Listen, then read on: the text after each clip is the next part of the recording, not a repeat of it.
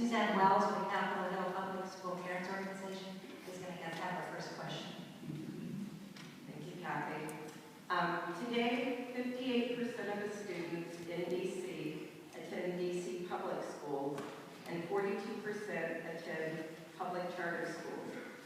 Do you believe our city should continue the trend of opening new citywide charter schools and closing neighborhood public schools? Please explain your answer. Mr. Badhwar? I don't have a problem with who's running the school as long as we have funding for schooling.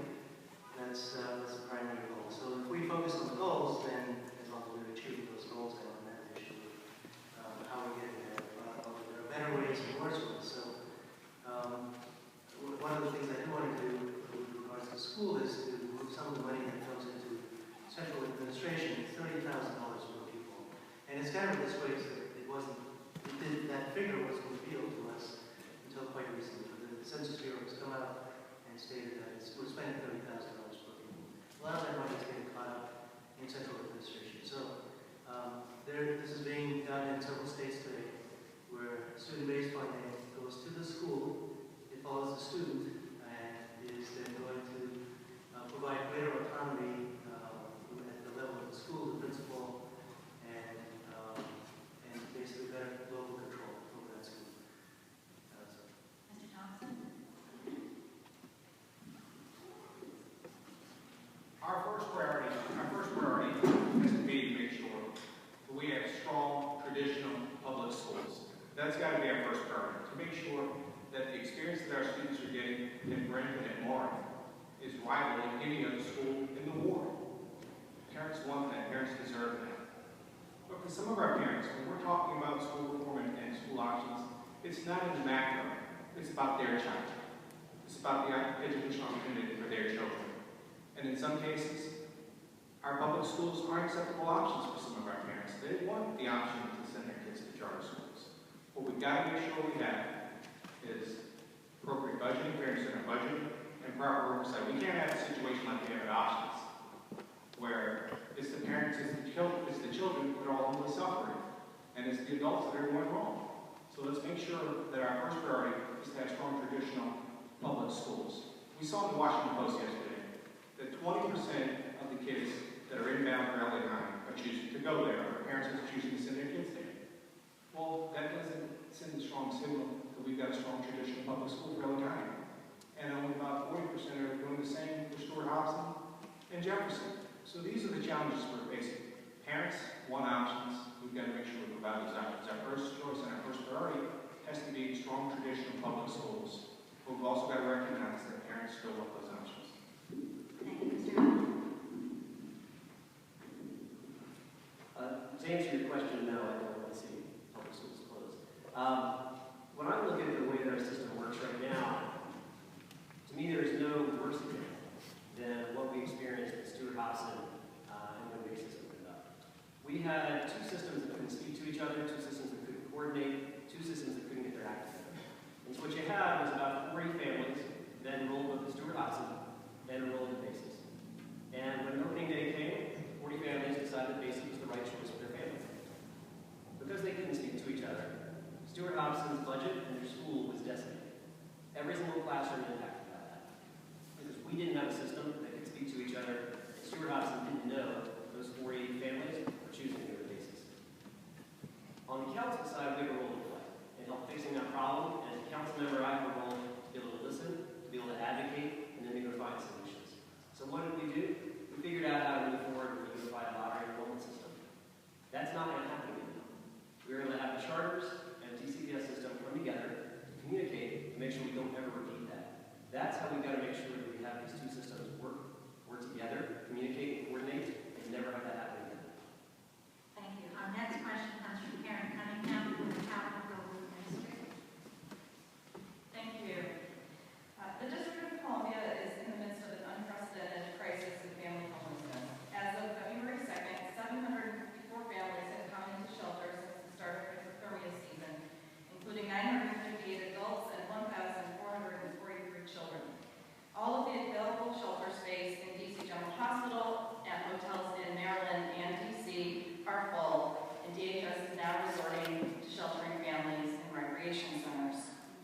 In light of the overwhelmed shelter system and the extreme shortage of affordable housing in the district, what measures would you take as a city council member to help our most vulnerable sheltered families return to stable housing?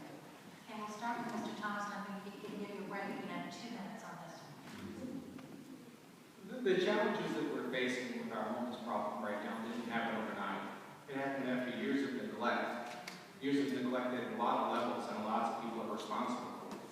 The issue is how do we take this going forward? I've talked to homeless individuals with CCND. They don't want to be in a shelter. They want to be in a home.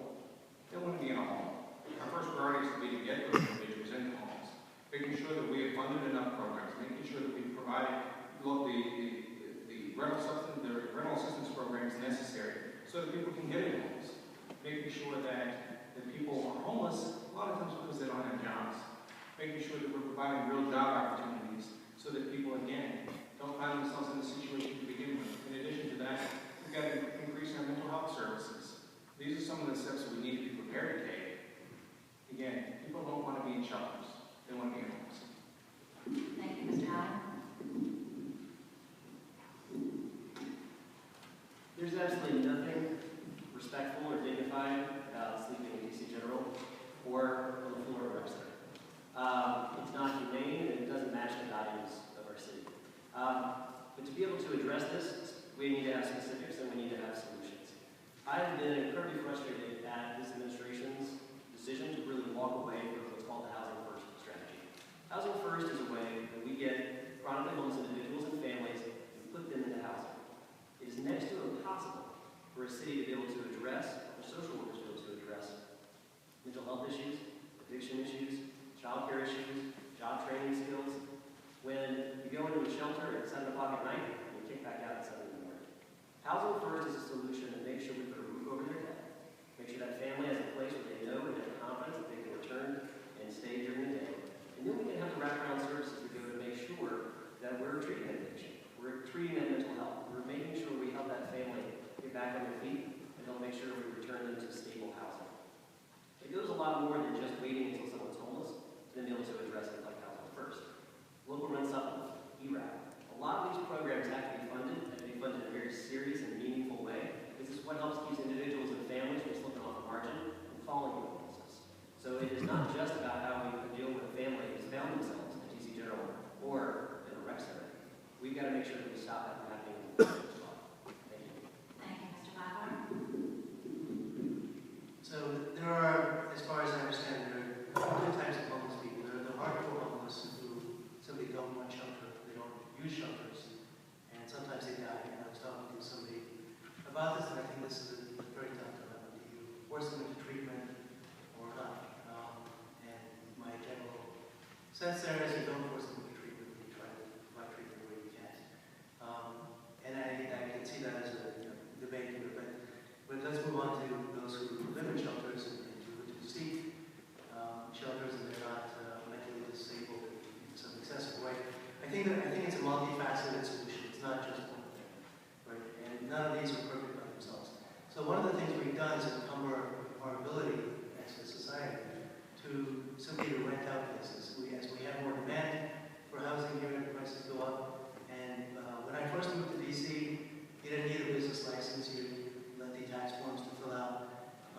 And I don't know why we're doing that. I don't know why. I know somebody who's renting out their place, and he's done it by sort of calling it a boarder. The fact is, you still pay taxes when you rent out a house, and these forms are just the add friction to your ability to rent out your own space in your own home. So, as a matter of protecting rights, as well as allowing more housing to come into the marketplace without additional development, I would say let people rent out their own homes, rent space in their own homes, get rid of the rules and regulations that get in the way. Another aspect that we're going to touch on, as I said, is multifaceted issue. Drug use, especially if you're a non-violent drug user, getting that on a criminal record is incredibly bad for your ability to get a job or to get housing. And I am very much in favor of getting rid of laws which punish people who have not committed any violent crime whatsoever.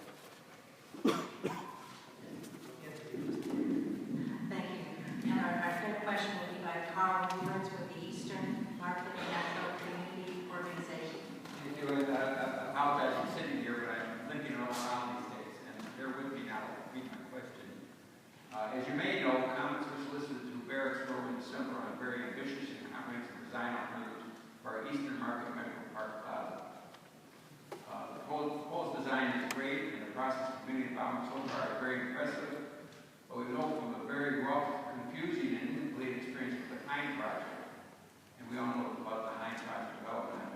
The development follows through after a good start requires sustained attention and good communication among the community stakeholders. There are a lot of issues that have to be dealt with. There isn't a lot of agreement, but communication is dominant to have a build any consensus. What role would you take if elected to make sure the development process is open, honest, and clear to the neighborhood as a council member? Mr. Allen?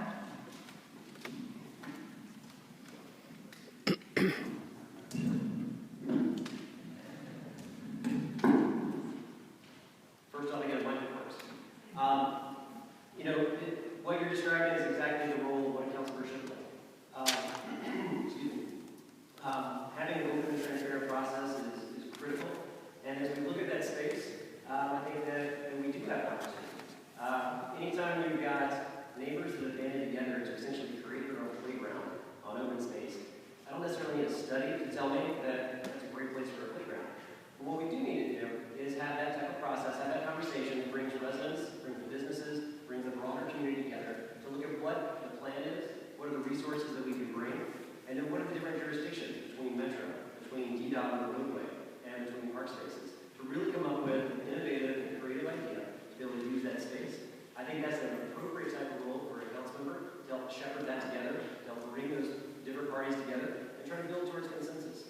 I think you're going to find, as whether you point to Hine or any project, you're never going to have 100% agreement on that. But I think it's vital that you lead and go through that process when we look at what to do and come up with a vision for that shared space.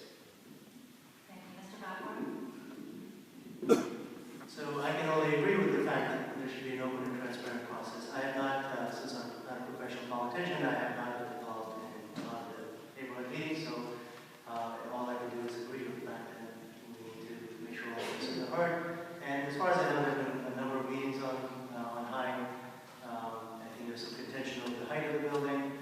I'm generally predisposed to creating something new in that space, but I will need to be more involved in the details to speak more specifically.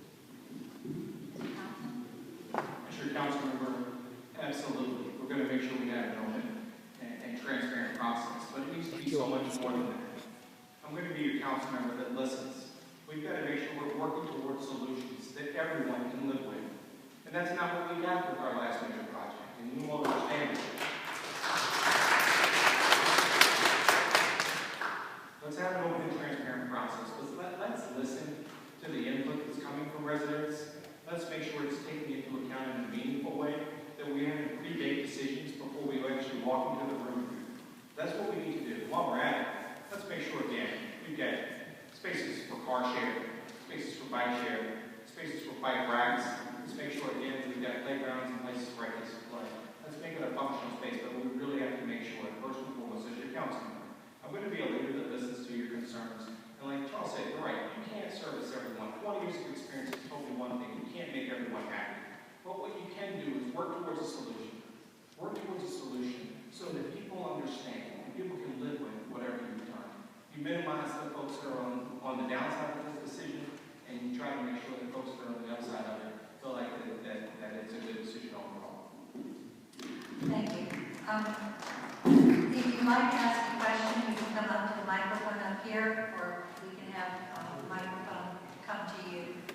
But I'll take the prerogative of the moderator and ask one initially, which is, people here really want to get to know the candidate. So each of you, I'd like to tell us one thing about yourselves, your background, your personality, or your professional experience that you plan to put to work as a council member for the folks in this room. We'll start with Mr. Badhwar. I think I used all that up in my opening. I told you a whole lot about myself. So, I'm not sure if I have a whole lot left, in fact. So, looking past my comment. Mr. Thompson. Two words come to mind. Perseverance and hard work. Perseverance and hard work. I want you to know that the guy that sits before you today wasn't necessarily supposed to be here. I can talk about vocational schools because when I was in high school, my mom got a letter saying that I wasn't supposed to go to college. I wasn't supposed to go to college. I was supposed to learn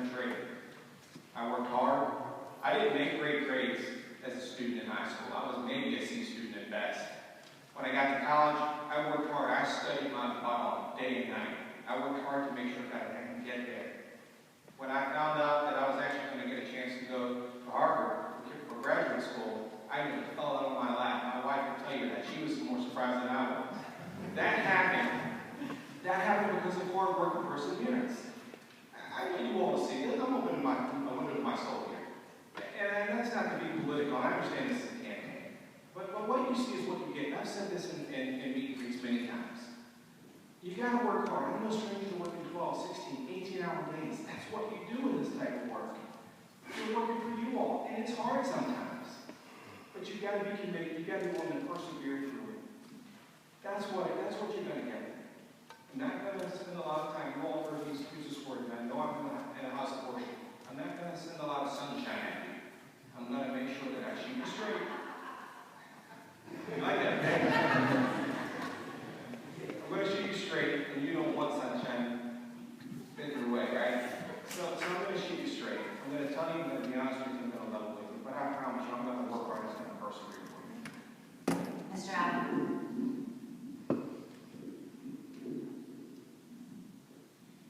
Well, I think your question went a little later at the beginning. I think that one of the things that, in terms of maybe a little interesting or different, I actually was in EMT at one point. And, one of the things that I really plan on bringing to the table and really being able to think about and focus on has to do with healthcare in our community. I've worked very hard at how we expand our healthcare access for low-income families, for working families across the district. Really proud of a lot of the work that we've done. We've created programs that have brought doctors, nurses, and dentists to the eastern half of the city in a way that was never done before in the district. And so, I've ridden in the back of an ambulance. I've been the stall waiting in the emergency room, waiting to take care of patients. And so healthcare is going to be a priority for me. It's a little different. Thank you. Thank you. Questions? Roger. You talked about time, and so far, time has not disposed on the requisite financing, and this financial environment is not 100% certain. And my question goes to what happens then. Now, one mayor lately told me he would take city money to make up the difference to make the project go forward. Would you do that? Alternatively, would you use the opportunity to move the Hine project back towards what we were promised in the beginning? What kind of changes would you make? Mr. Thompson. Roger, I think your question is, would we use public resources? I think that we could use any number of resources. We could provide incentives to try to get something done. But what's important here is we do it the right way. What's been proposed right now is too big. The affordable housing option is too big for housing. And it creates a whole other set of challenges for our neighborhood. Like I started when we had this conversation, I said, our development has to be consistent with the integrity and character of our neighborhoods, and that's not what we had. So before we commit to using public resources, let's walk this back just a bit. Let's walk it back just a bit. I'm not saying we have to start from scratch and have a bunch of meetings all over again. But if we can get the stakeholders in the room that are most concerned about the status of the development, try to get this in a way that everyone feels good about what's going forward and at least live with it. That's where we've got to be. That should be some of our goal. Again, Roger, I think you said, what would you do differently? I wouldn't walk away. I wouldn't walk away. As a council member, whether or not I have the authority through statute or not, like I said, I'm not going to stop being a council member. I'm going to continue fighting and make my presence known. I've tried to do that already in this campaign. We've got a little issue called the Virginia Avenue Tunnel. I'm not a candidate. I'm not a council member yet, but I've tried to make my voice known. It's just an example of the type of leadership that you all would get working on issues such as how we go forward and right-size Hine.